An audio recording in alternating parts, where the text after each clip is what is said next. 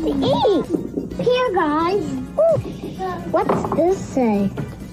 I don't know. What's that say? I know, but I'm not going to tell. I think it says it's good. Conjecture Hoops contains all the presumptions, assumptions, and off-the-wall postulations a growing kid needs. Conjecture Hoops, a big bowl of bullshit.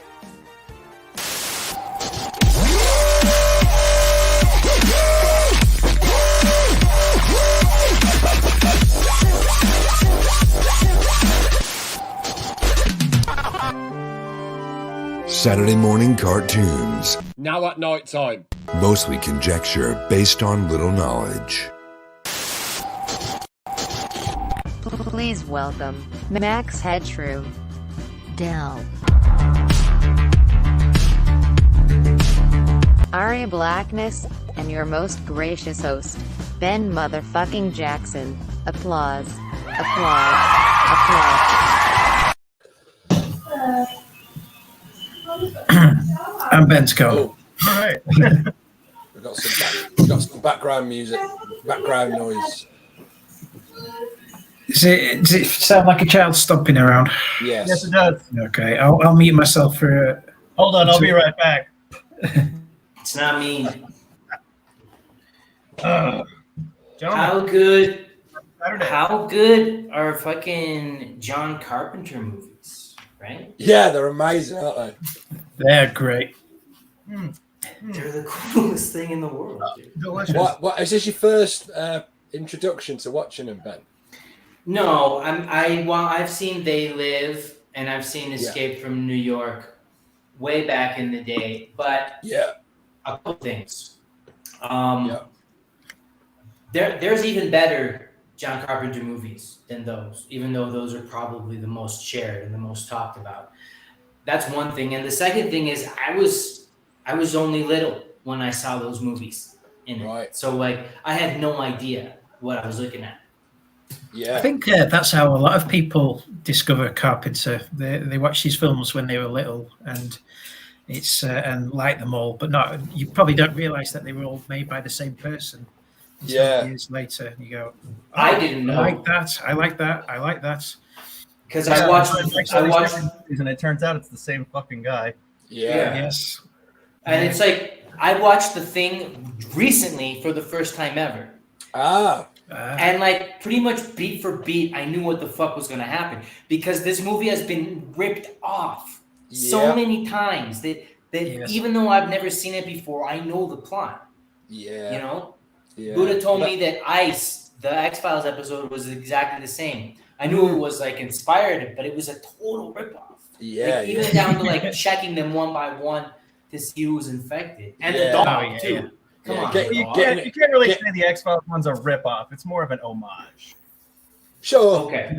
Sure. It's kind of like, what if this happened in X-Files world, right? It's like that. There are a few. There are a bunch of examples of it, but like I feel the same way about Aliens. I think once you've watched Aliens, and then you go and watch any film that's got that sort of marine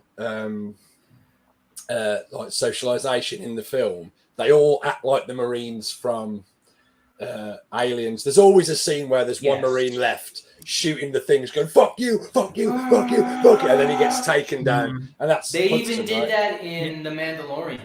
Yes, The big, and the until big they get strong fucking dude. that's right, and then he just gets overcome. By the end of it, but like, the thing, the isolation of a group of people, or men specifically in the Thing, and the isolation in a strange place, and then they're put in a situation where they don't know who's who, and they stop trusting each other, and you can blame it on sort of paranoia because of the isolation, or is it the Thing? Of course, it's a bit of both in the film. It's more the Thing than it is the paranoia, but the paranoia plays a big part. Well, Carpenter says he only really tells two stories. He tells a story of a person on a journey and a base under siege. Those are basically, if you watch any of his films, they either fall into one or two of those categories. Right. So his base under siege movies, I guess, would be Assault on Precinct 13, Yeah, would be his first one, which was kind of a low budget remake of a Western called Rio Bravo from the 50s, which is one of his favorite films. I think it's one of Tarantino's favorite films as well. Yo, but I need to watch that. Yeah, well, it's kind of tame by today's standards, but you can kind of see, I like that. The filmmakers that we like will have grown up watching this film, and it's their favorite film. Sure. So Assault on Precinct 13, The Thing, Prince of Darkness, Right. Ghosts of Mars would all be essentially his remake of Rio Bravo. Yeah, Prince of Darkness really feels like a surviving a siege kind of story.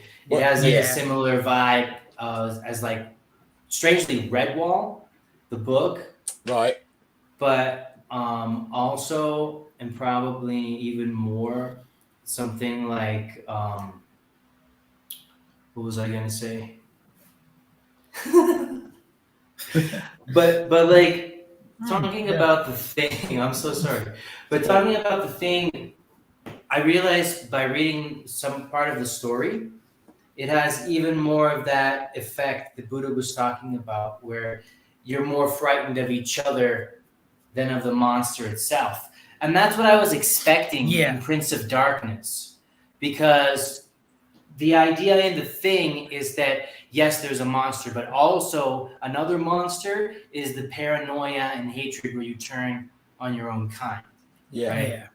And so that's sort of a metaphysical manifestation of evil, which was strangely absent in Prince of Darkness, because my reading of Prince of Darkness was this is an entirely physical, materialist interpretation. Like the threat is physical; he's going to kill you. Yeah. And I kept waiting for the demonic threat, which I felt was very much in The Thing, but I didn't see it in the Prince of Darkness. No, it's sort of it blurs the lines of sort of physical and metaphorical, doesn't it? It's like if Satan was a thing and it could be proved sort of with a mathematical equation, how would that manifest in the real world, so because of that, you don't really he doesn't, you never really get to see. I mean, it's almost, you almost see him sort of come out the mirror, but you only see a limb, right? You see his hand, right? Yeah.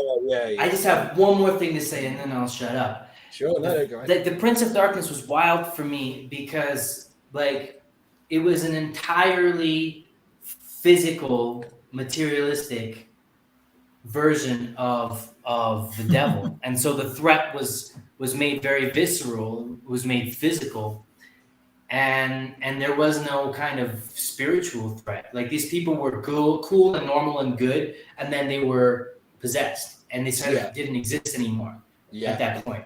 Whereas other movies sort of had a process, right? Like even in The Mouth of Madness, she's talking about I'm losing me as she becomes, possessed. Well, in this one, as soon as they get like a drop of evil inside them, that's it.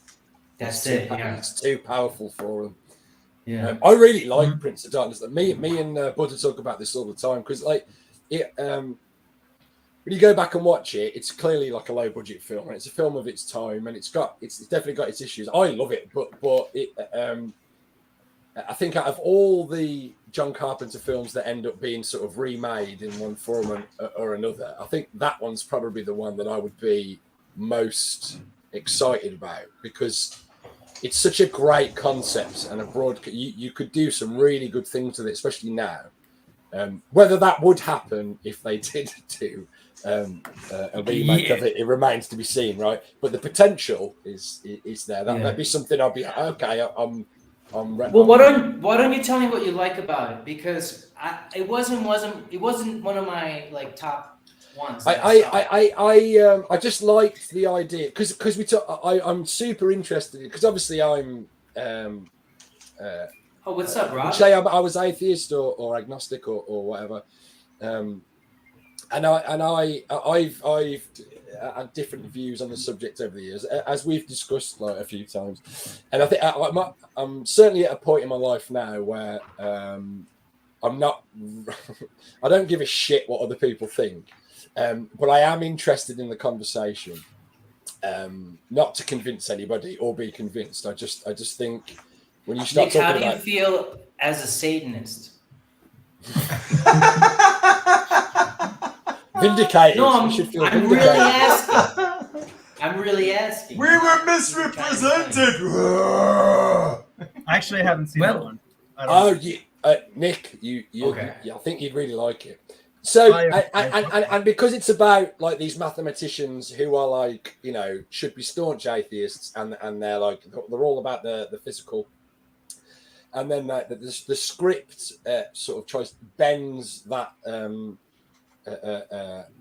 know, legend or existence of Satan into the mathematical world. That's a good point. So because they have the to. opening They find.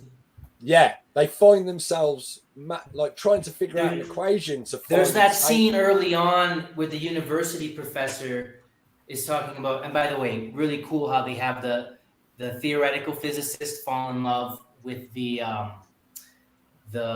whatever is the lame one, the based in reality one, whatever. Who cares? Right. That kind of physics. Yeah, so it's like a Romeo and Juliet story of worldviews. Yeah, it's sort of bringing the two worlds together in a way that's conducive for both views. So it makes it exist. And then there's the bit with the dreams as well, that the messages from the future. So they're having the dreams of he's having a dream. I love that bit. It's so creepy. It's a really intelligent film, belied by the over-the-top violence. But it's really smart because you're right. There's sort of a yin-yang effect going on. Because on the one hand, it's sort of telling a story of how all this metaphysical stuff is really just real. But then think about all the conversations that they have about mathematics would say the entirely opposite point, which is that on a deep enough level, on a low enough level, we have no idea what the hell is going on. Right. So it holds all of that sort of battle of philosophies inside it, but marries them together in a good way. And I just really appreciated it, because I think sometimes it's either we get the X-Files thing where someone agrees with it and someone's like, no, I will never agree, or it's proven that you know, spirits exist to one person, but then at the end no one else agrees, like there's no evidence. Exactly. But in this one, it's all there. And everybody has to agree. Everybody has to deal with it. Yeah, and then they've got to fucking deal with what's happening, even though it's fucking crazy, you know. If hell and the devil did exist physically in a mathematical sense and it could be proven, what would that mean for humanity? Well, they're at the beginning of it, and it clearly means something horrendous, right? And they're getting messages from the future to tell them how horrendous it's going to be unless they do something about it. Excellent. So, fills you full of dread. I love that. On the point of the future, right? I mean, we're talking about they're getting these messages via like future video. Yeah. But it can't be that far ahead in the future. It can't be that far ahead in the future. Otherwise, it would be 4K HD Ultra. Well, it's only like the future is crappy like VHS cassettes. Yeah. I'll say this. Yeah, but it's an alternate 80s. They would probably think, what did they have at that time? Yeah, I wouldn't send a CD back to the 70s. I'd send a fucking track. Yeah, really. If they were smart at the beginning of the dream, they'd have like advertisements for RoboCop 2. That would be really funny for a science fiction short story if some dumbass Zoomer sends something back in time that they can't use. And it's just this relic and I'm trying to figure out what the hell it is. Send them back in time a laptop to search the internet. No, they're like trying to send them fucking TikToks and shit. They're like, look at these memes, bro. By the way, but I love that the message from the future video. I think that's such a visceral scene. Yeah. You know, the first time I saw that, I remember thinking, wow, why isn't this like hailed as more of an iconic moment than it is? You know why that scene? It's just the way. I mean, it's very simply shot, very. You know why it's unforgettable? It's just a silhouette and dry ice. You know? Yeah, and then you find out as the movie goes on, and he keeps having the dream. You find out more and more what that silhouette is, and so at the end, it's that's the twist. But it just fills me with dread, just because you know that's the devil there, manifested and real. And I think it's a great moment. Yeah, and John Carpenter is really a genius because he slips this in such a creative way. He has multiple people dream the same scene, so you're used to seeing people dreaming this. So it makes it more real every time that's reinforced. And the white noise over the background and the voices coming in, the warning from the future, make it really, really atmospheric, I think. And it very, very simply shot as well. I think he says he shot it on video, and then the actual image is the video playing, but they shot it on a camera. They shot the actual monitor it was playing on the camera to give it that static look. Very simple. It's a low budget film. I think he made it for $3 million, which is why there's no stars in. Half the cast are from Big Trouble and Little China. So his last movie. I'm gonna over to that. I'm gonna take a dump, and then we'll talk about The Thing. Why are we gonna?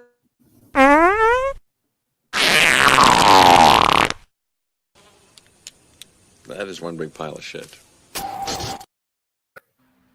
Why are we going to talk about The Thing after the dump? Because he needs to say something. Go ahead. Yeah, I go ahead and say something, but you muted. I'm not going to take.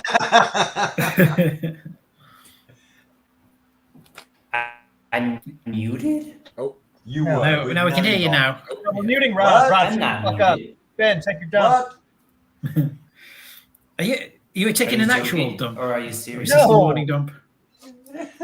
No, morning dump. I'm just gonna really quickly. Don't make me mute y'all. I'm not gonna take a long time. I just have to say something. It really bothers me when there's race changing of characters that I really like. Talking, of course, about The Little Mermaid, how they got rid of this guy.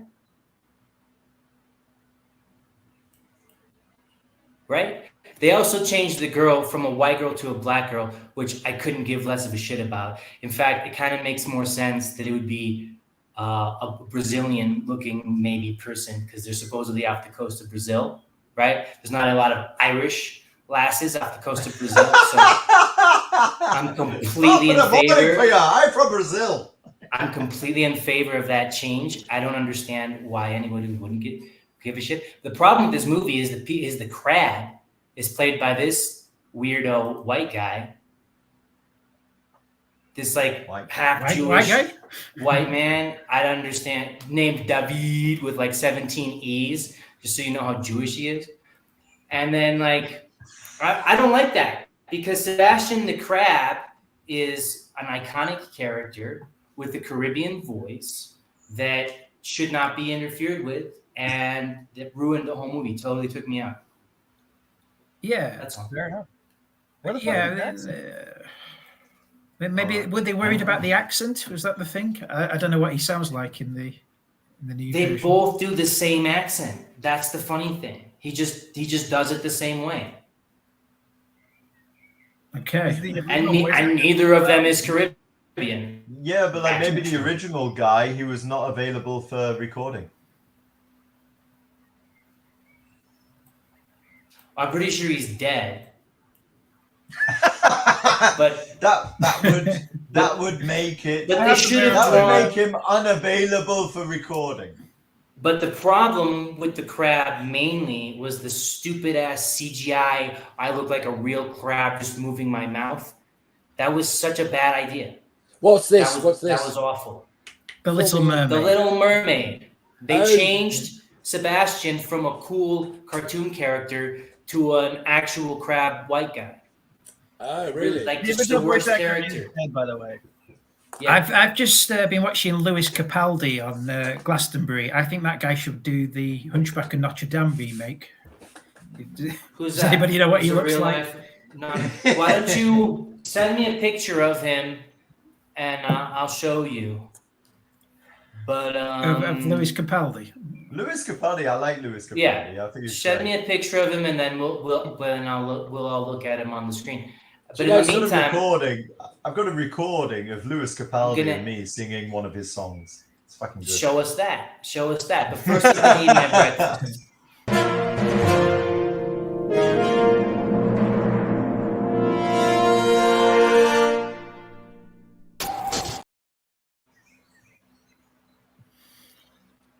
Okay, I'm just going to share my screen. It's a butterfly, I guess. Did you Can you guys see that? Yes. The butterfly? It's one of Oh, God, it's one of those furry. ants. It's one of those ant things. I don't know if it's supposed to be the one from Rokon, but it sure fucking looks like it. Oh yeah, Right? It looks like Doesn't- an ant face. Yeah. It looks a little bit like an ant face, right? And I've been seeing these pop up. So it's either a huge coincidence or it's It's a sign. It's a sign. You know what I should do? I should overlay the actual image of the ant that Max designed. And then if anybody wants to do like a really good graffiti of it, thank you in advance. Yeah, do it. All right, that's all I got. That's good. Wonderful. Beautiful. Thank you. What is that? What the crab looks like? Now, this guy, I think, should play the Hunchback of Notre Dame. Oh right. I think in the Disney That would remake. be- That is so cruel. It does look like it. He's got an amazing voice. He's a bit whiny. That is a brilliant voice. Hey, Damn to me because I'm ugly. That's he's related. Yeah. He's related to this guy. Yes, he is. They're like Which second guy? cousins, aren't they? Oh really? Yeah. Yeah, he's in. He's in one of his videos. I assumed Who's that that? he was his dad. That's the Who 12th was Doctor. that on your T-shirt? Who do you That's, think it? Who do you think it is? It's one of the Doctor Who's, Ben. Oh, that's the guy that was on the first base. I know who that is. Yeah. Peter Capaldi. Peter Capaldi. Yeah. Anyone who's watching, tpublic.com, Rob G. Price Tunes. Do Americans watch Doctor Who? Yeah. Sure they do. I've heard some Americans work. Some Americans. I don't fucking watch Doctor Who. Yeah. You're a scab. It's shit. You're a scab. Ooh. Ooh. Okay, we're not doing a Doctor Who episode then. You can if you want. I have absolutely nothing to say about it though, which is not necessarily a bad thing. You know what I mean? Yeah, we've watched Doctor Who together. You watched it back in the 80s. I know you did. I did when before my what's another brain was good- fully formed. Yeah. Oh. I honestly, So I'm what's trying. another I good feel- as a John Brit, I feel like I Carpenter? should like it. I've tried. I just can't get into it. That's fine. It's not for everyone, is it? Yeah, no. No. Yeah. It's fuck not that a dude. protagonist that I can identify with in any way. He's a bit like, for me. Hey everybody, He He's is. a bit whoops. here's a giant nerd. Here's just a massive nerd that's nothing like you. He's the hero, and it's like, I don't know. Yeah, that's it. He's a nerd, and I can't relate because I'm like Yeah, cool. Because he's not a buff nerd. he's just a loser that you don't want to hang out with. Follow his adventures. It's like, no, I don't think I'll do that. So, which films did you watch then? Any of these? Oh. I watched Prince of I- Darkness. I watched Prince of Darkness. Ben, do you want to share my stuff? Yeah, I'll do Oh, it. we're still doing Prince of Darkness. Yeah. Yeah. Alice So, Cooper. yeah, make it big. So, I mean, I was surprised to see Alice Cooper. Yeah. Yes. Mr. Miyagi's in the movie. That's cool. He's not Mr. Miyagi. No, that's not Mr. It's the Miyagi. There's a reason. There's Well, a reason it I've got this basically is. I don't know if this was Poor man's Mr. Miyagi. How about this, right? I don't know if this was a... You know that guy's name is just Pat in real life, Mr. Miyagi? His name is Pat Barry. something? Pat Okay. Morita. Yeah. Sorry, So- Rob. Carry on, Rob. He was an Thank you very alcoholic much, as Thank you well. very much. I don't know if this was an editorial decision or what, You're right. but there seems to be some kind of unequalness unequalness, and you'll see what I see. You'll see what I mean in a minute, and maybe I'm completely wrong. You look at Victor Wong, right, and he's got one eye kind of more open than the other. Yeah. You look at Donald Pleasant, exactly the same, but a little less, to a lesser degree. Yeah. And then you got this guy, who's the main protagonist. Check that freaking mustache out. Yeah, what that's the an amazing. Fuck? Listen, Like, he was that's like a full inch. That's like I a like full this inch. movie because he like me. That's the It's a only full reason. inch on one side longer than the other. Listen, I'm like, that I mean, would is be that, my is that own. like an editorial thing to say? Oh, It's basically the same something DNA. slightly odd here. Listen, basically the same DNA as me. I said before, he couldn't afford stars, so he had to cast TV actors. So that guy is basically, I think he's like. Did he pay extra for the mustache? Listen, he's like a cut price Tom Selleck. as a son of a man. As a son of a man. Son of a man. I am the son of a man who has a glorious moustache. He looks like vaguely related to Chuck Norris. when you've got to keep a glorious moustache pruned and in check, faux pas may occur, and one of those faux pas is having the other one side slightly longer than the other. That actor was shot by his neighbour. What, his moustache? Was he trying to escape? The mustache was actually a paid actor. Yeah, but it could only appear like a portion of the time due to union rules. He does look like a face that you would see on Guess Who, doesn't he? Is your guy a Chad? Yes. An 80s Chad.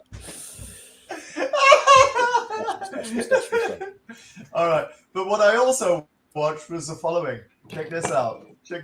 Oh, I gotta show you this. Here we go. Yeah, I watched They Live, and yeah, I've seen these memes before, but I didn't know where they were from.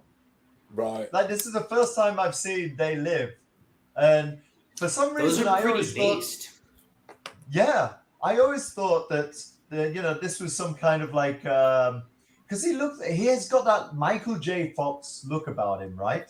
Yeah, if Michael J. Fox was on a sort of steroid. If Michael J. Fox was a Chad. Yeah. He looks like he's eaten Michael J. Fox. Michael J. Chad. Yeah, if Michael J. Fox was grown in a prosthetic womb full of just testosterone. Yeah, exactly. Then it'd be Roddy Piper. So, oh my God, Meg Foster, right? I was watching this movie, and I tell you what, I now know why this movie has so many memes, because it's a freaking great movie. I like it. It's fucking brilliant, isn't it? It's like the most based movie. It's really like it goes overboard on the fight scenes, totally. Yeah. Totally. Like bang, bang. Okay, every 20 minutes time later. you think Is there a winner already? Yeah. Like, without the fight scenes, I think the movie would last about like 30 I'll tell you why I like that scene between them where he's trying to get him to wear the sunglasses. Yeah. And there's another round and another round and another round. I like that movie for two reasons, because I had completely fried my like serotonin levels as a kid watching Dragon Ball Z and playing Street Fighter. So you just always want one more round of fighting. So that movie really took me to climax, and a lot of movies do. I do not want to visualize that, Ben. Just stop there. One more round. It was a metaphorical sort of explanation of how hard it is to get someone else to see the real world, I suppose, because he's trying to get this guy to essentially have his opinion. And it has got the glasses on. It's got like the film's got a political bent, so I always felt like that fight, that struggle he has to force feed him the truth, because no one really wants it. 100%. And I think Roddy Piper, because obviously he's a wrestler from WWF. Yeah. I think I feel like I remember seeing an interview with Carpenter where he was like, "I just let him go just let him do his thing with the fight. And essentially, it's a wrestling match, right? The stuff that he's doing, he's running up walls, picking him up, slamming him. Yeah, it's fucking brilliant, and it's so good for the time that it was made as well. It's like a real era representation. I love that fight. And he lets him improvise some of his own lines of dialogue, especially in the action scenes. So possibly one of my favorite lines from any movie is, "I have come here to chew bubblegum and kick ass. And I'm all out of bubblegum." Yeah. And then he follows it up with, "Mama don't like no tattletale." Yeah. Pure 80s cheese. Yeah. So I watched a movie. I watched an interview with Carpenter, and basically this movie is a result of Ronald Reagan. So we got Ronald Reagan to thank for this, because Carpenter was like, okay, we've gone too far over to the right, and this is a reaction to the politics of the 70s, 80s. Yeah. Well, Imagine it's equivalent now. This should never be remade. So the funny thing about I think every movie of the 80s is a reaction to Reagan era. You know, you can see it in Die Hard, you can see it in RoboCop, where all the bad guys are yuppies. It permeated everything, especially in Hollywood. The funny thing about this being a reaction to Reagan is that all of the criticisms about, like, you know, full spectrum dominance and reinforcement of misinformation, all this stuff is still applicable, but now it's sort of the other way around.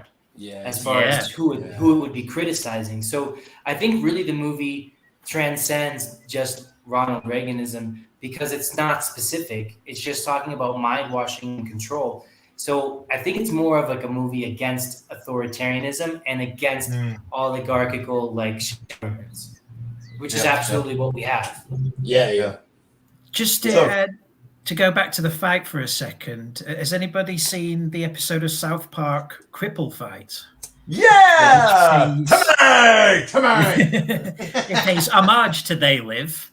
Back when it was a largely forgotten film, I think Cripple Fight might have had something to do with a sort of resurgence in popular culture for They Live, because they put in the fight between Timmy and the other crippled boy in it. And it's a beat for beat remake, reshooting of the fight. Wow, that's cool. It's literally every hit, every punch. And I think it goes on for roughly about the same time.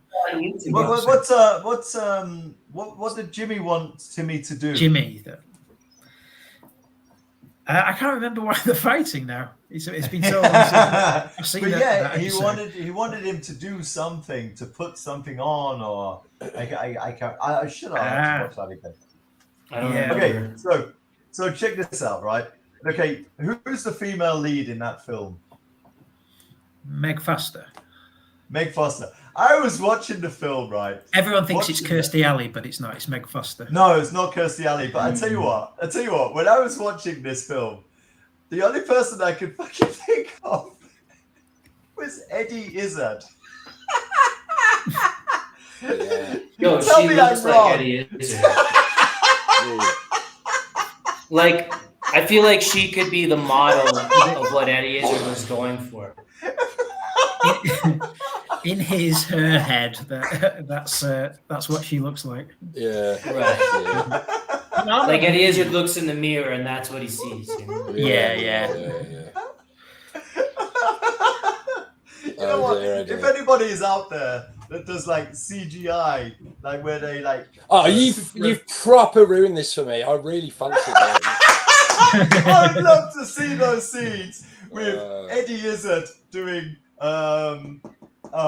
Meg Foster's scenes. Mate, Eddie Izzard as Evil Lynn. Yeah. Don't give Hollywood ideas. Yeah.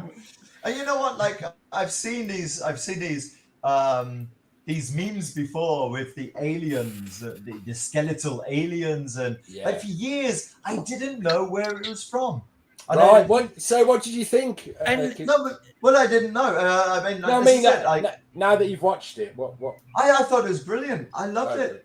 good. Yeah, no, really I totally did. I thought it was an excellent film, and I'll probably be watching it again in a few weeks. Yeah. They're always a nice surprise, I think, when you first discover a Carpenter movie. Yeah. Do you know I think, is there any shot in the film where you actually see the aliens in colour? Is it one at the end? Yeah, at the end. Yeah. So you notice, do you know what the colour? Kind of red, white, and blue. Yeah. Red, white, and blue. Oh, so the French, right? It's got the best. So like Russians, well, right? At the end as well. British, obviously. It cuts. So it's English, right? Yeah. The best reveal at the end as well is when is it the Russians? When the couple are having sex and then she sees what's up, honey? Yeah, brilliant. Yeah, it's such a great way. It's such a great way to end a film. It's to be in that situation. And then the soundtrack kicks in. Yeah. Yes. It feels like you just won an NES video game, and you're like, yeah. It's really fucking cool. We haven't even. Are we going to watch the whole 3 minutes of this? Yeah, go on. No, we'll just watch a couple of seconds. Get ugly. Not this year. Turn it to me.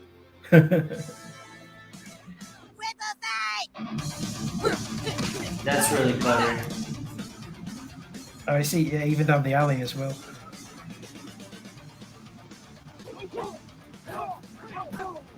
Yeah, they just took it beat for beat.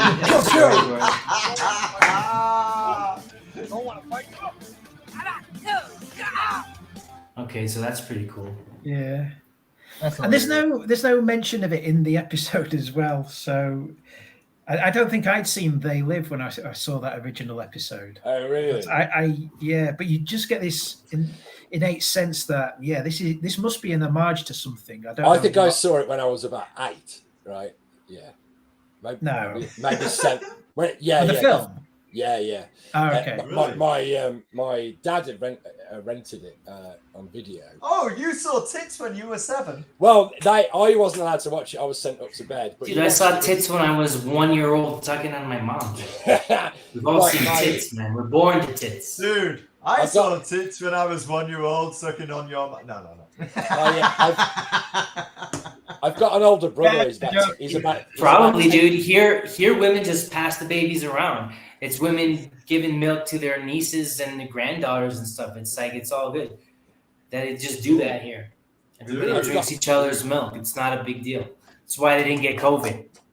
More tits for everyone. Now listen, my dad and my brother watched it downstairs while I was up in bed, and then my brother's about 10 years older than me. So once they'd finished watching it, he came up to my room and knocked on my door about 10 o'clock at night. He knocked on your door? Yeah. And he opened the door because he thought I was asleep, and then he went, "Mate, come down and watch this." And he took me down to bed, and he just put on the bit with the couple having sex. He went, "Look at that," and I was like, "No way!" And then went back to bed. That was my first introduction to. So I never knew what that film was. I just knew there was a film with 2 aliens shagging or something. So one of them's the alien. Yeah. The girls are human. Yeah. So I got to ask, Buddha, what was your reaction? Because we know that we already know you have this kind of like aversion to like strange like bits of bodies where bodies shouldn't be and stuff like that. Like remember I told you about my dream about the wallpaper coming out of the legs. It's totally creepy, but it's supposed to be. So if it works inherently in the story, then I'll go with it. Because let's get on to The Thing. The Thing was a film I grew to love over the time. I think I probably saw it when I was just a bit too young, and that's like a really overtly horrible film in places. Brilliant. That you grow to appreciate. For one, it's an immaculately structured film. and you grow to appreciate the horrible elements in it because they're inherent for a story. They're not there just for shock value. You know, body horror doesn't really bother me at all, which is to say I really like it. Yeah, I really like it. I'm kind of fine with it now. You know, David Cronenberg revels in a lot of body horror.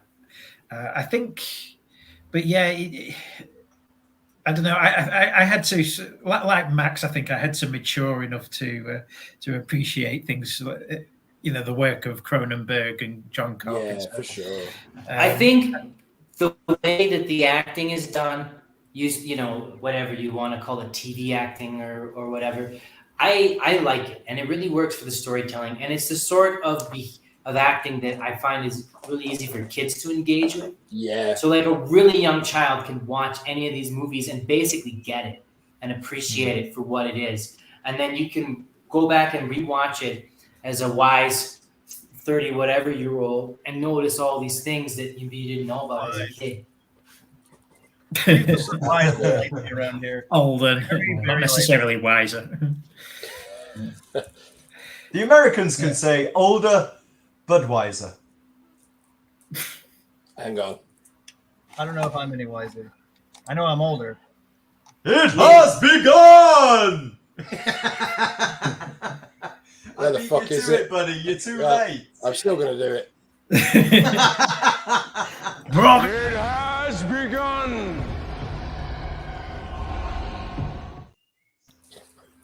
You know, we need to you need to put like a little fucking fart soundbite right at the end of that. Yeah. I was thinking I'm just gonna get some VT of Rob, and then you know that spirit that's sort of floating out of him. I'm just gonna lower the opacity so it looks like Rob's floating out of him. It has begun. The spirit of Rob is let loose on the podcast. Yes, science.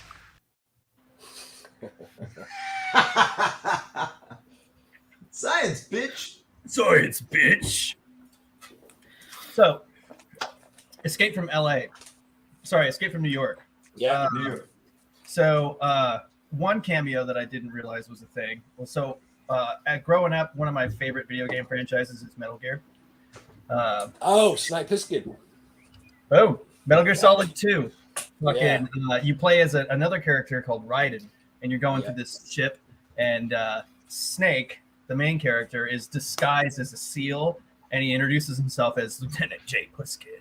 Yeah. And I was like, who the fuck is Plissken? And then later in life, I saw Escape from New York, and I was like, oh shit, Kojima literally just ripped off a fucking John Carpenter film for this entire character's haircut. Everything is exactly the same. I was like, is his name everything? I was like, that's the coolest fucking thing ever. Yeah, even the patch. Even the patch. Everything. Yeah. It's exactly the same.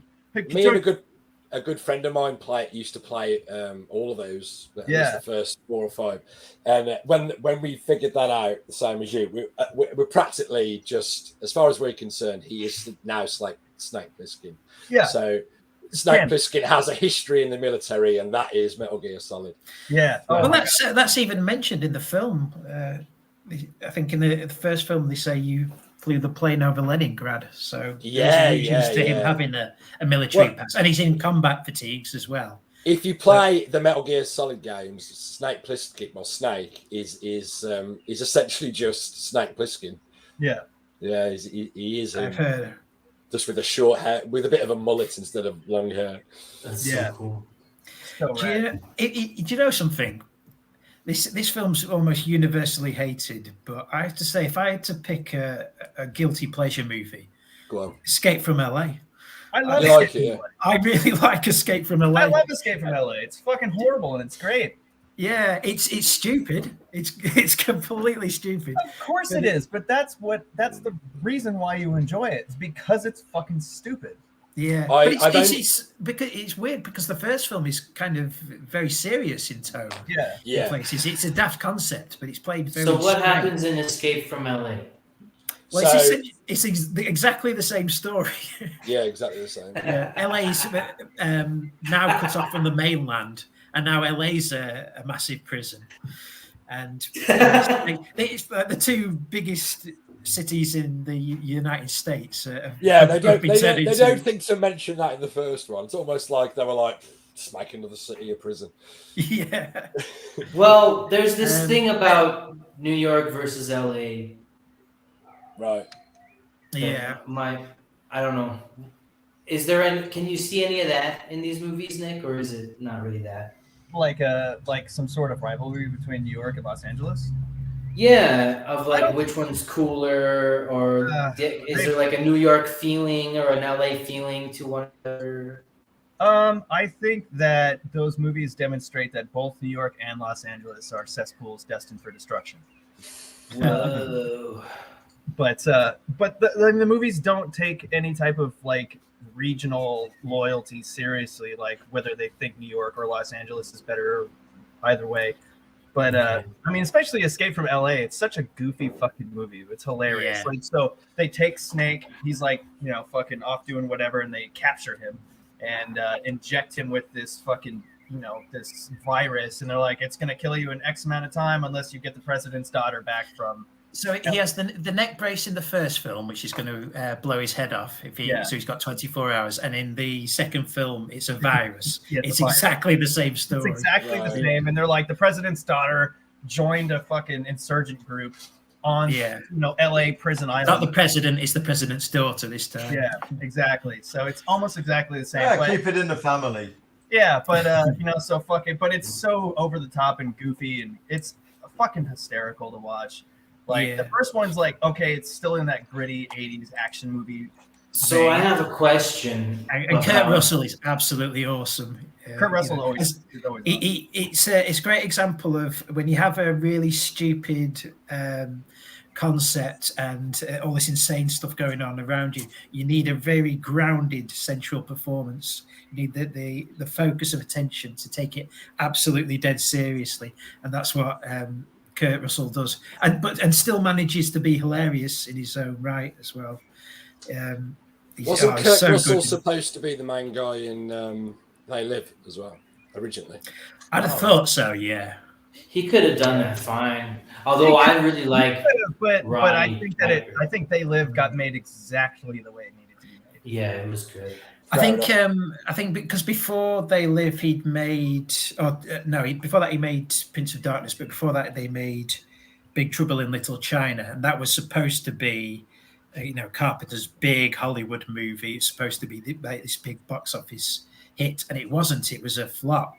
It became a massive cult movie when people discovered it on Do you guys like that movie? TV. I fucking love that film. Fuck yeah. Yeah. Yeah, it makes no fucking sense. What's I don't know. The first time I saw that it, movie it was like, great. so la la. But like, I watched it a few months ago, and I thought, it's okay. I love it. I think it's really funny. Really funny. I mean, it's I be great you talk nostalgic. about Kurt Russell, because I just always I don't know, like years ago I would have described Kurt Russell as a bit of a non-actor, because like everything he does seems to be the same. Yeah, right.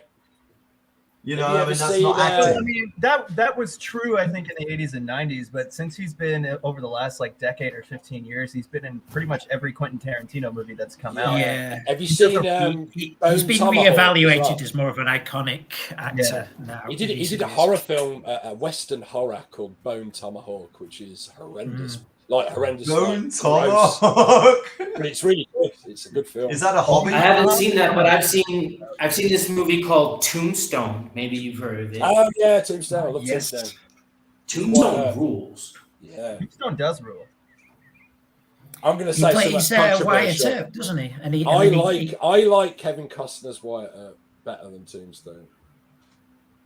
So really? Yeah, I know. Everybody tells me that that's a shit opinion, but I can't help it. I know where you're coming from, but I remember giving it a rewatch, the Costner version, and thinking, nah, this isn't very good. I loved it. I really, really like it. I maybe urge you to watch it again. No, I mean, it's a you might see its faults if you watched it again. I watched it about a year ago, I think. 2 weeks time. Wyatt Earp versus Tombstone. What's about a movie? 2 weeks. Oh, is that really going to be enough? You're forcing me to examine my opinion. And I don't know if we need to do the whole episode. I just want to watch. If I do that, I might end up disagreeing with myself. We might be able to do like a sub episode of that, or maybe like a 10-minute segment. Yeah, for sure. Okay, you can. That's fine. I tell you what. I tell you what. Okay, briefly, I tell you what. I just think, just as the two, Kevin Costner was more believable. As I just think he comes across as a nutter more than Kurt Russell. Yeah, and I like the Doc Holliday. I like what's his name? Who plays Doc Holliday in the Kevin Costner one? Dennis Quaid. He loses loads of weight for the role because he's supposed to have TB. I thought he was fucking brilliant. You liked him more than Val Kilmer? Yeah, Val Kilmer's cooler with a gun. Like, he does all the gun stuff, and that's wicked. But just the character, I was like, this guy's just better. He just performs it better. The other one's a bit cartoony. I think they're a little bit cartoony compared to... You're bringing me around to this idea of doing a versus episode. Oh, really? I wouldn't... Well, no, I feel I need to go and rewatch these back to back. This is a discussion for behind the scenes. Let's stay. Yeah, sorry. Okay. I'm telling you, we could. Okay. But we could go back to what, Nick? What's phenomenal about Big Trouble in Little China? Yeah. Oh yeah, tell me. What isn't phenomenal about that fucking movie? Jack Burton is a fucking. Actually, I was friends with a guy who I think watched that movie way too many times, and he's like emulated Jack Burton, and I didn't realize it at the time. Like, I was like, man, this guy reminds me of somebody. And then I later Little China, and he was like this kid from South Dakota, and fucking like even his like facial mannerisms. I was like, oh fuck, he watched a lot of fucking Kurt Russell. I definitely appreciate that character more now. I think when it came out, people were expecting the sort of character he played in Escape from New York and thing.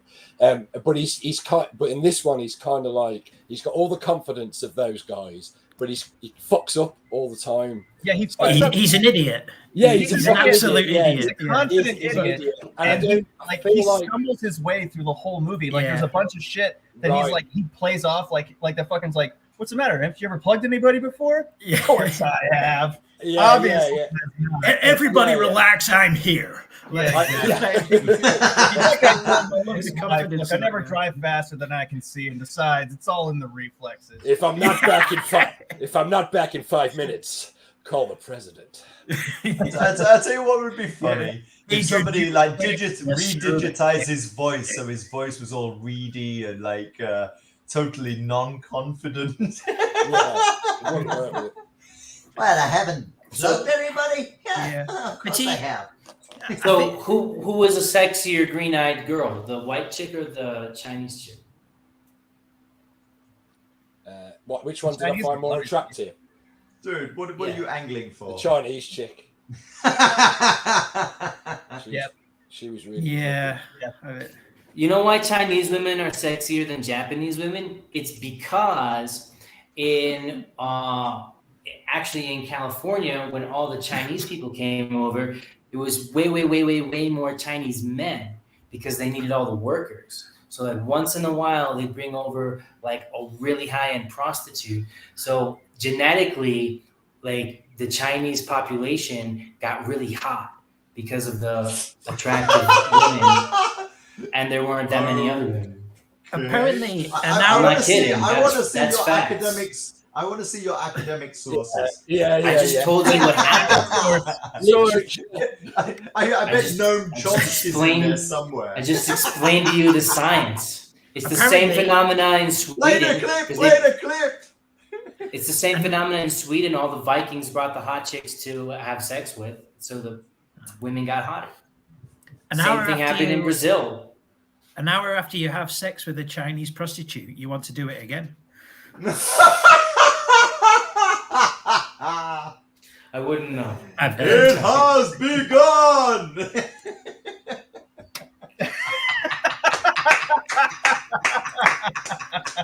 Cancelled. Oh god. But yeah, so that's why. I'm not going to make jokes about banisters and. Okay, so Kurt Russell is awesome in Big Trouble in Little China. Yes, he is. Yeah. Quick question: what came first? Okay, so Big Trouble in Little China and Mortal Kombat. Which one came first? Oh, Big Trouble. Yeah, there's loads of that. Mortal Kombat ripped off Big Trouble in Little China. 100%. Yeah. Yeah. Oh. Shang Tsung is blatantly the bad guy from Big Trouble in Little China. Raiden is blatantly the bad guy from Big Trouble in Little China. I'm pretty sure half of the backgrounds have like them monks in it as well with the yellow headbands. Oh yeah, like, it's massively influenced by that. Fuck. I suppose you could even say, to some extent, Johnny Cage has got a bit of Jack Burton because he's kind of an amazing martial artist, but he's a bit of an idiot, isn't he?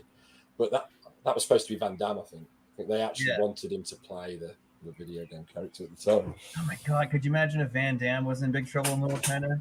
Oh, that'd be insane. Insane.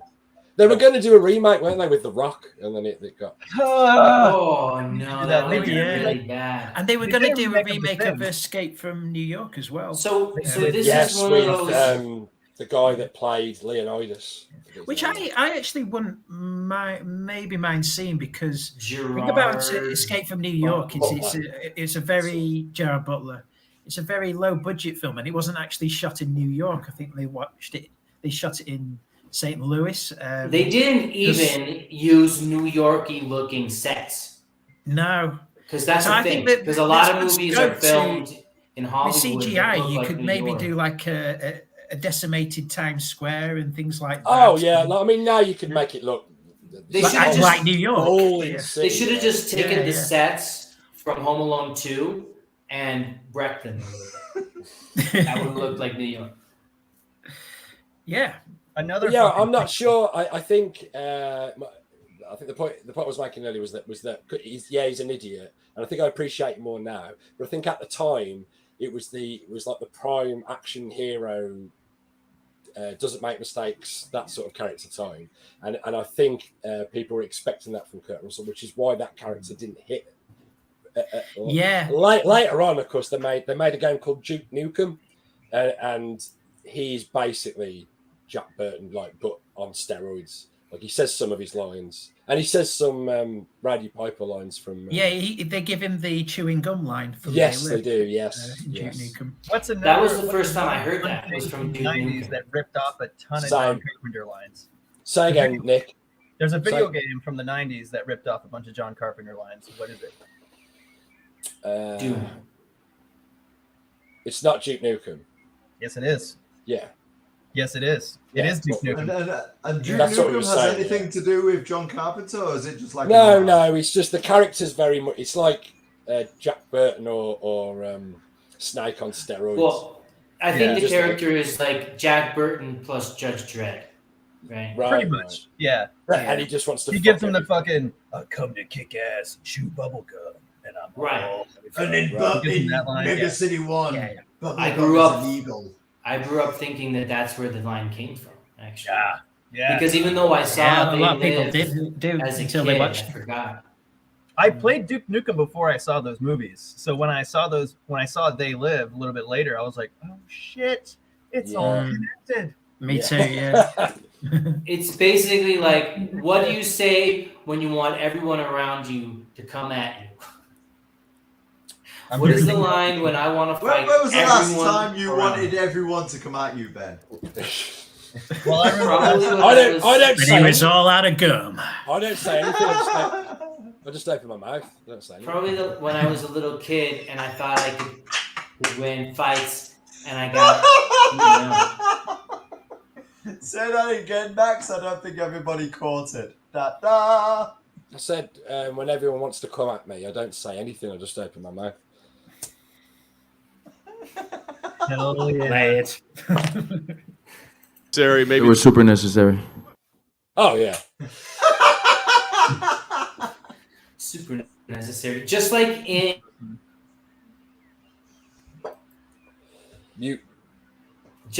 John Carpenter's Prince of Darkness, where the devil comes in your mouth and then you become possessed. Right. Yeah. He does. That's really what happens. That is really what happens. What is it with people vomiting like from a hose pipe? Well, it's the devil controlling it, so he needs some purchase to get from one mouth to the other. I mean, Prince of Darkness, it's kind of an Exorcist ripoff. So I think the vomity stuff, it was kind of inspired by that. But but it becomes its own thing when it brings in all the quantum physics stuff. I mean, that was like the Exorcist is a very spiritual film.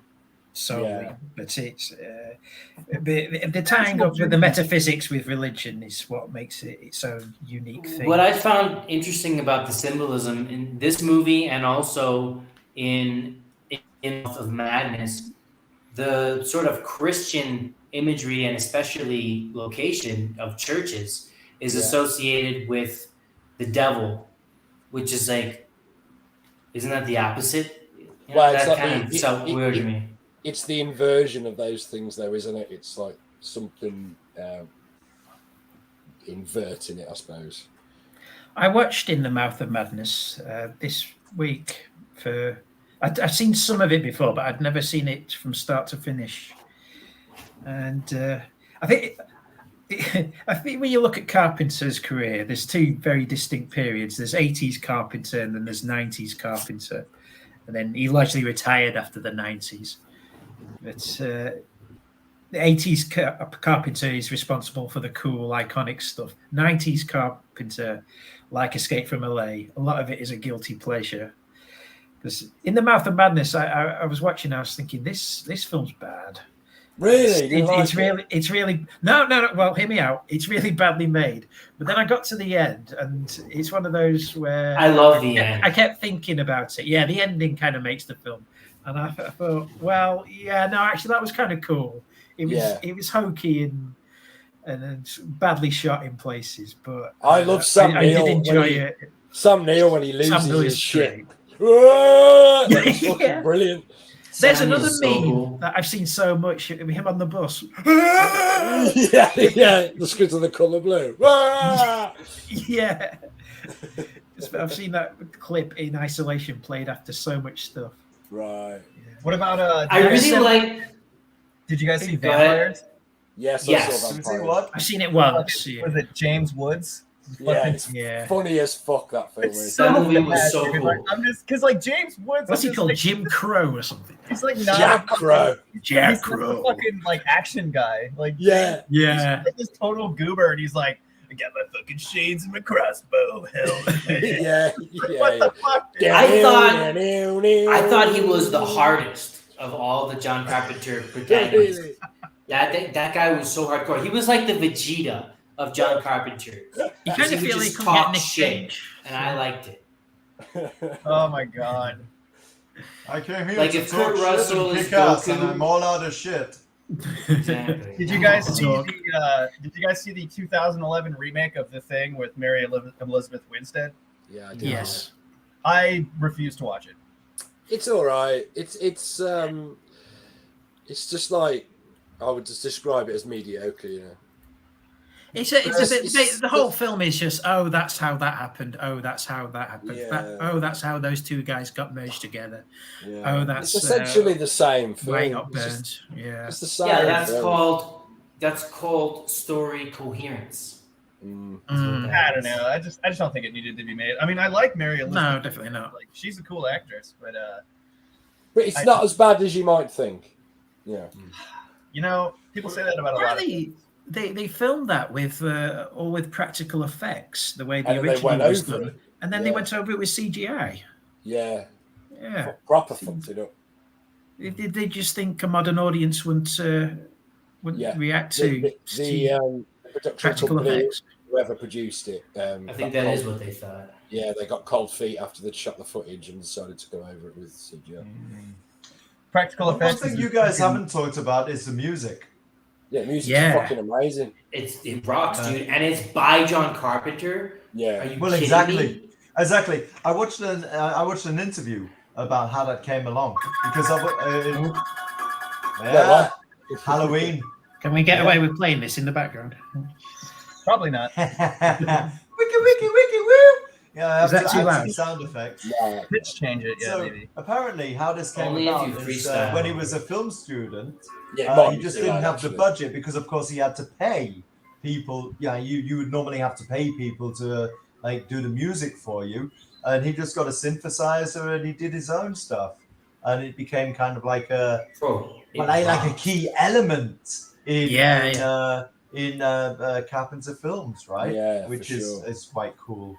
And the other key element to a Carpenter movie is the typeface, and his credits. It's all in the same font, and it's largely. Whenever I see that font, I always think, "Oh, John Carpenter." 80s. Find us an example of that because I haven't noticed. Or that it didn't happen. Yeah, you lying bastard. Yeah. No, because I'm not quite sure. All right, let me see. Well, I mean, you mean on movie posters, right? I've got an example here. Yeah, you're a good man. You're a good man. Excellent. You see that? Begin your work, Balrog. Time to get paid.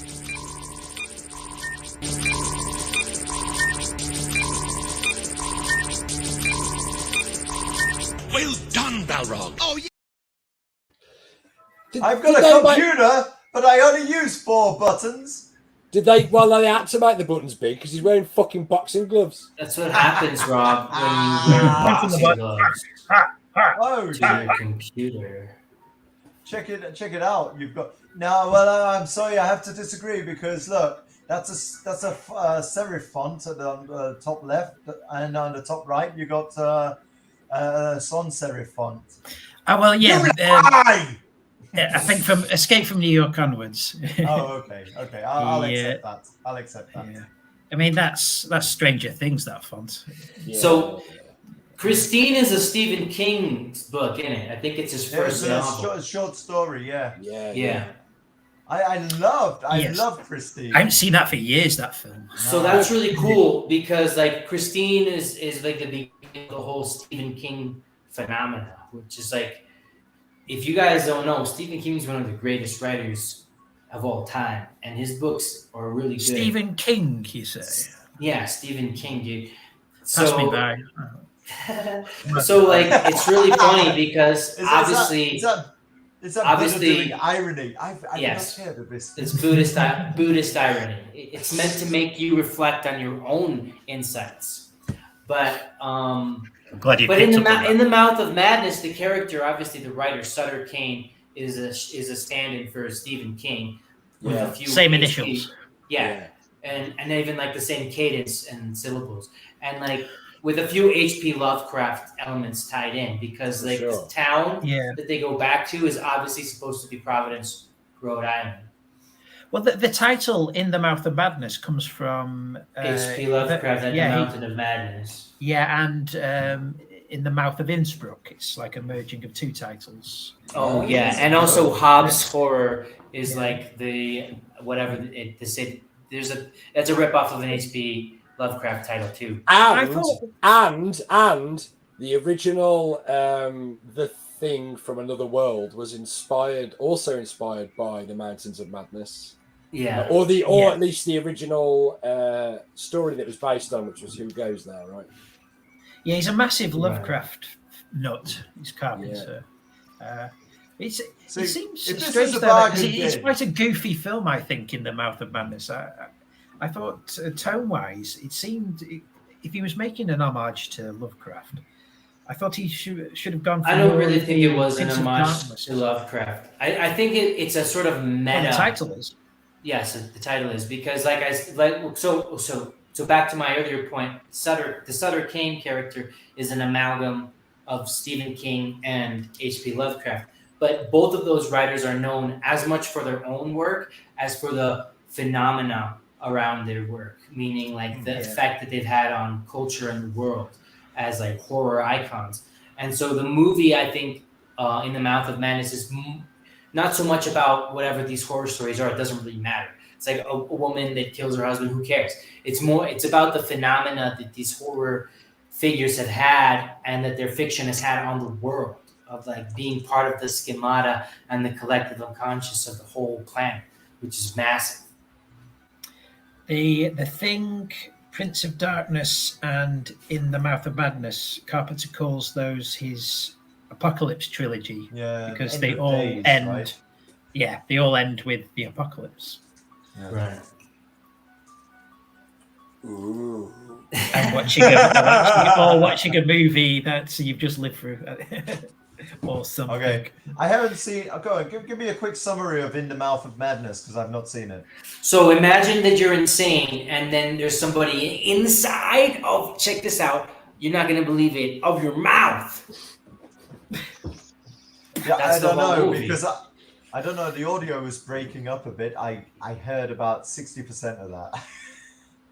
It's so Sam Neill goes in search of a Stephen King-esque writer and essentially ends up within one of his stories that he's writing. That's basically the concept, isn't it? Yeah. And then There's an X-Files episode about that too. Plus the super cool ending. Yeah. Don't tell me the ending. No spoilers. It was probably made in 1979, but no spoilers. Well, it's no spoiler to say he goes mad. You know, obviously somebody goes mad. Oh, in this film. dude, you ruined He it goes for me. mad, and then But is he mad? in the girl's mouth. He develops a mouth of madness. He goes off his head in the girl's mouth. Yeah. His head I goes like off it in already. the girl's His mouth. head goes off in the girl's. There, we got there. My dudes, it's been an hour 12. I must depart.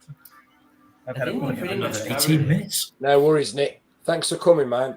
Thanks for having me, my dudes. It's always a pleasure. All right, good to see you again, buddy. I'm gonna hit you guys up in the group chat about what our next subject should be. Sure. Yes. Okay. No worries, mate. I would like going to to be Judge Dredd. Judge Dredd, but at some point in time in the future, I would like to do Say again. Heat. Heat. Okay. Michael Yes. Mann's film Heat. Michael Mann. Yeah. I will be up for that. Hell yeah! All right, dudes. I love you. Easy, Nick. Bye. Bye. Bye. Bye. I'm trying to.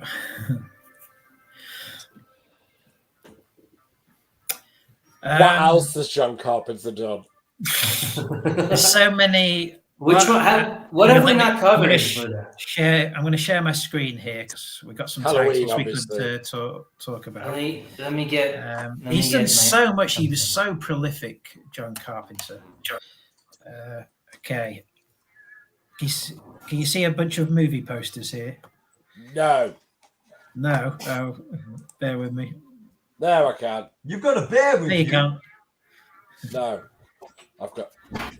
The fuck? Can't see it. No, no. Hang on. I'm nearly there. Oh, I'm nearly there. Watch this, lads. Watch this, lads. Wow. That's an arm? There's no arm in that. Oh, that's not sharing for some reason. Ah, there we go. There we go. Just in time. You're welcome. We've not really touched on Halloween. We've not really touched on The Fog. Assault on Precinct 13. Yeah. Wait, is The Fog another Stephen King adaptation? The Fog No, is the film he made. Isn't that James Herbert? I think so, yeah, James Herbert, yeah. Yeah. Stephen King did The Mist. Oh, The Mist. Yeah. Yeah, What's people The have to Fog? get. I didn't watch The Fog because I thought it was The Mist. Nah, The Fog is based on a James Herbert novel, I think. Is it? Who's James Yeah, Herbert? I'm pretty sure it is. Oh, I didn't realise that. Yeah. Who's James Herbert? James Herbert he's a also horror wrote The writer. Rats. Yeah, The Rats was a really big novel in the 80s. Yeah, The Rats, Lair, and Domain. He did the Rats trilogy. Rats trilogy. Yeah, it's basically just about rats taking over the world. I'm here for that. Oh, right. Well, there you go. Halo Jones. We come back full circle. Right. Halo, Apocalyptic Halo, disease, Halo. I watched his Darkstar. Yes, Darkstar. Oh, Robbie, have you seen Darkstar? Yeah, I love Darkstar. I've still not seen that. Yeah, I love Darkstar. It's very low budget. It's his first film. First film, wasn't it? And I think it's probably the first. I mean, I didn't know it was by James Carpenter. See, there are people, those of you nerds out there that are like, oh, who made this? Who made this? Me, if I like it, I like it. And back in the day, so probably in the 80s, when was it made? Could you scroll down a little bit more? I think it's I'm going to say 74. Go on, scroll down. Let's see. 74. Whoa, not bad, mate. So 74. I guess I would have seen it about like 10 years later. And I thought it was pretty cool. Yeah, I like it. Choa-heo. Oh, the Korean underneath said Choa-heo. I like it. Yeah, he made it when he was at UL's. I'm going to butcher the name of the university, but he made it with a guy called Dan O'Bannon, and Dan O'Bannon's in the film. He co-wrote the film with him. Does anyone know what else Dan O'Bannon wrote? No. He fathered Steve Bannon. He may have done. He also fathered the script for a little B-movie script called Star Beast, which was then taken by Ridley Scott in the late 70s. Yeah. Alien. And if you watch Darkstar, which is actually a comedy, the second half of the film, an alien comes on board the spaceship that these hippie astronauts are on, but it's not a cool Geiger-esque alien. It's essentially an orange beach ball, isn't it? It bounces around the place. So it's interesting to watch Darkstar because Darkstar is kind of the trial run for Alien. I'll definitely check that out then. Yes. I didn't know that. Yeah, do you want to see my new page? No. That's it anyway. Yeah, go on then. I'm just playing this Escape from New York music because I think it's cool. That's the Escape from New York theme? Oh, yeah. Wow, man. That is excellent. What do you reckon? Yeah. Well, I've been watching you put this together all week. Oh, have you? Yeah, have you been skiving off work or something? Have you been streaming every day on YouTube? No, I finished uni now, so I've got a little bit more time in between my off hours teaching. Okay. I can get on the uni sucks, dude. Yeah. Fuck uni. I might have over-rendered it, so I'll put a bit too much detail in it. I got one uni class this week. Can you put too much detail? Well, yeah, because it's going to be printed on a small page, and look, you can go right in. Oh, yeah. That brickwork, yeah. But no, I mean, it looks brilliant. Cheers, mate. Yeah, no problem. I fucking hate drawing. I say it how I see it. So this is a deja vu moment for me because when I sent you the script, there were three scenes that I had like a vision in my mind, but I couldn't tell you exactly what it looks like, but that it really mattered to me. Yeah. One was the opening desert scene, which we've talked about to death. You absolutely hit it out of the park with that one. This was the second one because this is a really important place. Like this is my Minas Tirith. This is the wall in George R.R. Martin books. This is a really important geographic location for Rokon and Rokon lore. So I was really excited to see what you would come up with. And you did not disappoint. Yeah, cheers, man. I'm glad you nice.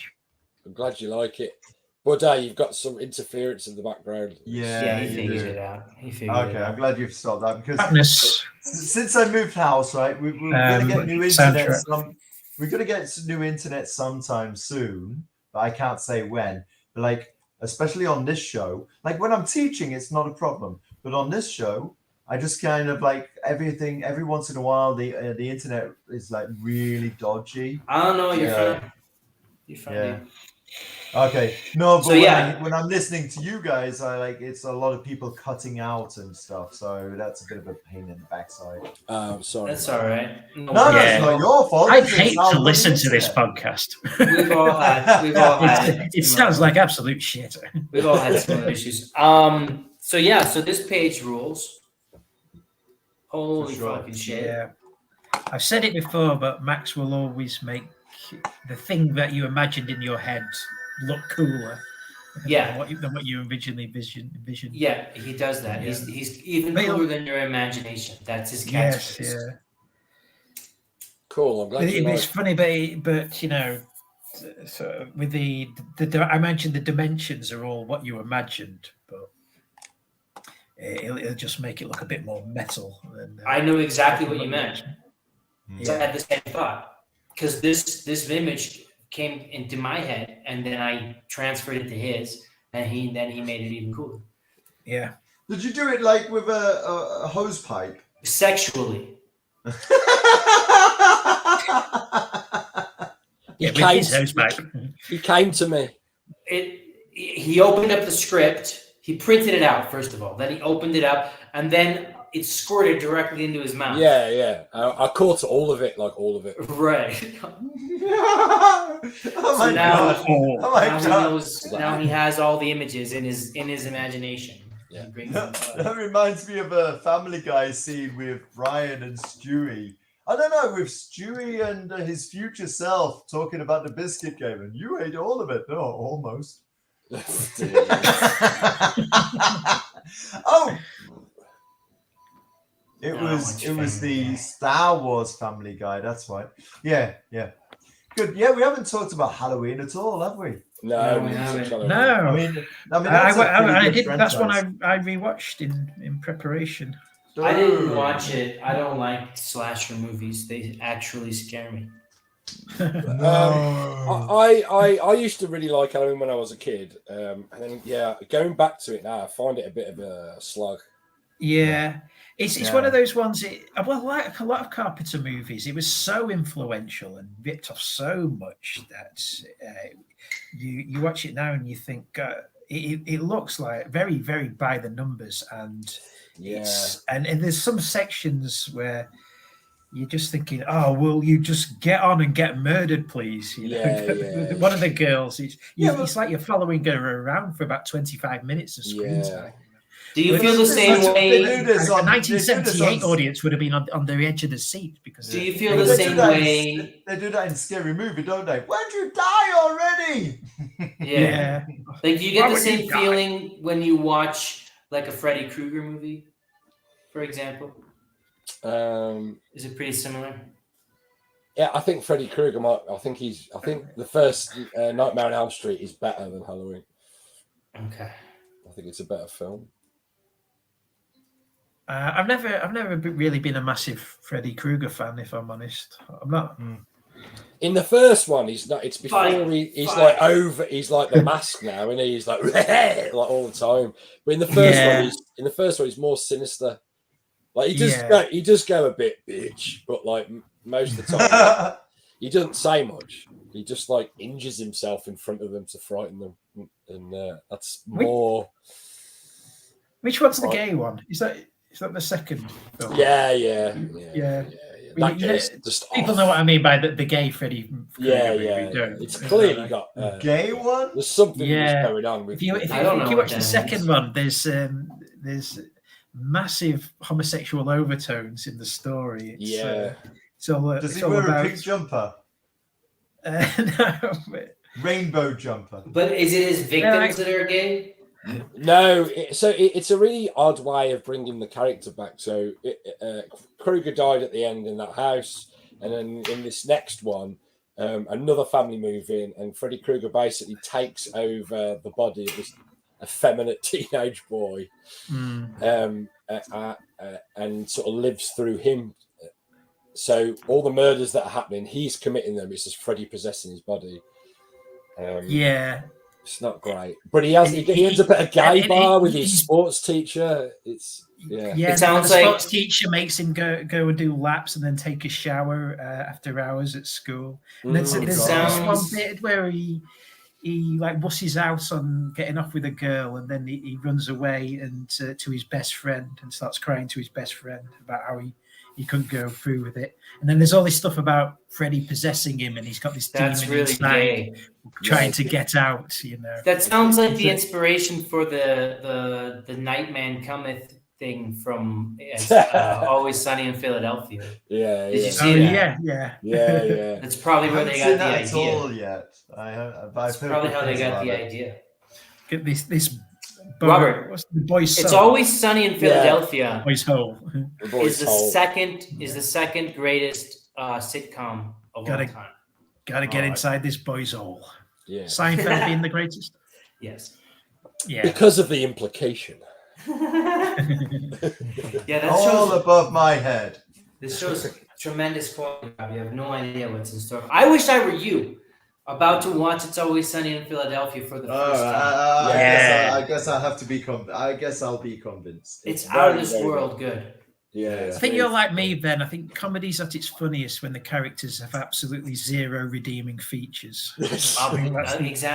Yeah. That's the genius of It's Always Sunny and Seinfeld. Yeah, Seinfeld. I love Seinfeld. But there was that huge, like season 7 or 8, where George became an absolute freaking monster.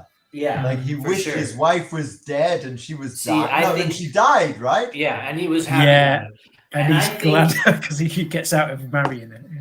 Dude, I think comedy is the real Black Mirror. That's why I really enjoy Seinfeld and It's Always Sunny in Philadelphia, because the first level is, oh, this is too much. You're a loser if you feel that way.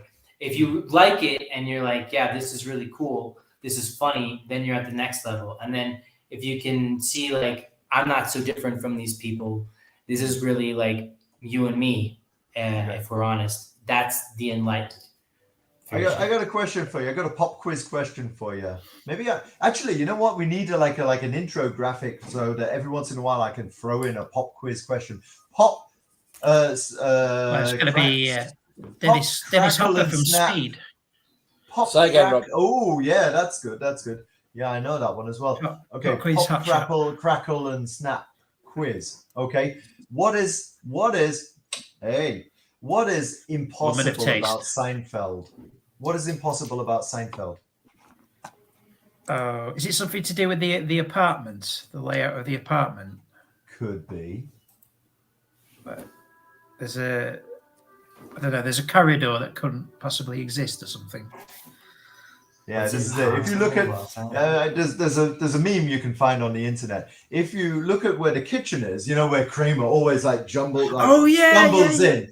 The kitchen's there. It's like set into the wall, and there's the door. Right? So the kitchen's beyond the door. But in the corridor scene, you look and you see the door is flat, is like flush with the wall. So the kitchen is in another dimension. It's a TARDIS. There's something about The Shining as well. I have to explain to Max because, of course, he doesn't like Doctor. Wow, kitchen TARDIS. It's all tied up. The TARDIS it stands for time and relative dimensions in space, and it's. I know what the fucking TARDIS is. Fuck's sake. The retard. So Seinfeld has a kitchen TARDIS. The retardis. Say again, Ben. No, that's it. There's a similar thing in The Shining. There's a corridor in that couldn't possibly exist. I think Jack Nicholson walks down it. In The Shining, he walks down it, and then he walks into an office, and there's a window there to the outside. Right, and where's the window into? Logically, there should be a corridor there. Right. People so the window this is an intentional thing of Kubrick's to. The window opens into a geographic place that they've already been to as something different. Well, it's just logic. If you had you're seeing an outside, the overlook of the hotel, you're seeing a corridor outside, but you've been there before, and it's not outside. So the funny thing is, you look at the window and outside, and what you can actually see is the Eiffel Tower in the background. Rob, is that New York City? Is that New York City in your background? It is. Hang on. Whoa, there you go. You know why it's so easy to recognize? Because it's a peninsula. Because the film cover Breakfast in America by Supertramp is that precise skyline and everything reproduced with kitchen utensils. That would make it easily recognizable, sure. It's really ingenious because it even has the Statue of Liberty and like the bay and like the Twin Towers. Everything's there. But when you first look at it, you just think it's, I'll show you what I'm talking about. In the last place I think I can picture the album you're on about. I think you've seen it, right? The one with Goodbye Stranger on that album, is it? Yeah. Yeah. That's the one.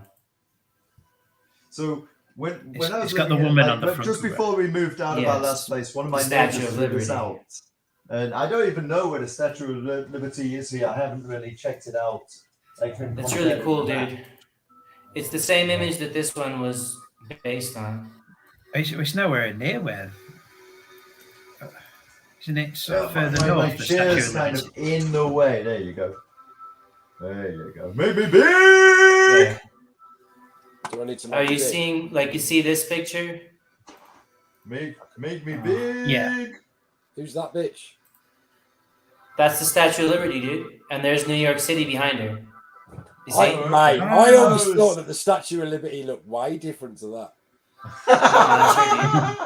Oh, she's supposed to be the Statue of Liberty. I've never cottoned on to that.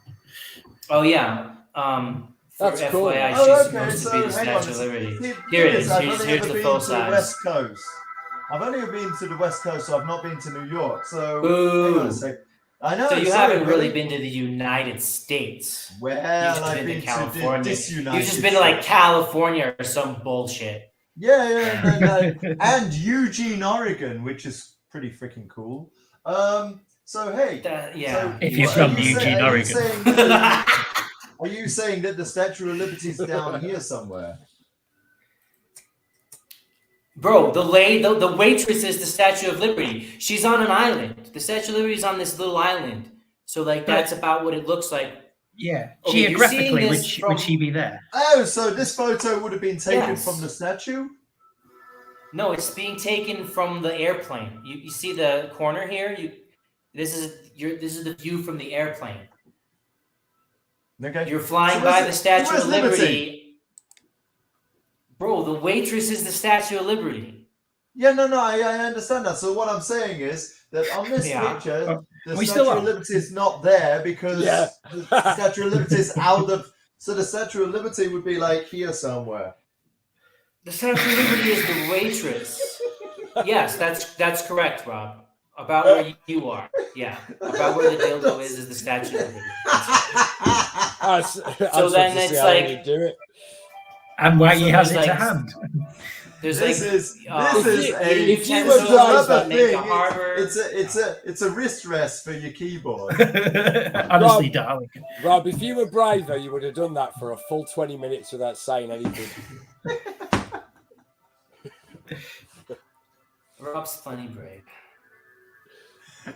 So yeah, so that image that's your background was the inspiration for Turn that fucking music off. Thank you, Max. And that's Should I find a better one? No, it's fucking with the audio. That's my favorite. Right. That's my favorite album cover of all time, by the way. Oh, hey, hello. Oh, come on. We want to see Mrs. Max. She loves Sunny. That's one fun thing about her. She said no. Come on. There she is. Well, we can see her there, kind of. That's all you get. That's all you get. She loves. I will loves check out Sunny. I will check out Sunny. Listen, I've got a bladder that's about to burst. Okay. Guys, it's been wonderful hey, there you at. Okay. It's been wonderful as ever. I'll see you in 2 weeks. And yes, we're going to be doing Judge Dredd, right? I am the law. We don't know yet. We'll see. Come on. Shall we? I'm up for anything. I'll do Judge Dredd. I'll do Tombstone if we want. Or it's a lot of interest. What did Nick suggest he wanted to do? Heat. I will find out in the chat. I'll catch you guys later. Yeah, let's discuss it in the chat. See you later, Rob. We should be in more. We should be in more constant communication, anyway. So, should we? I agree with the chat. Yeah, I think so. Yeah, Carpenter's cool. As we've just seen, drugs make your problems go away. So make it the best day possible. Remember, it's drugs that counts. Take one and take a chance.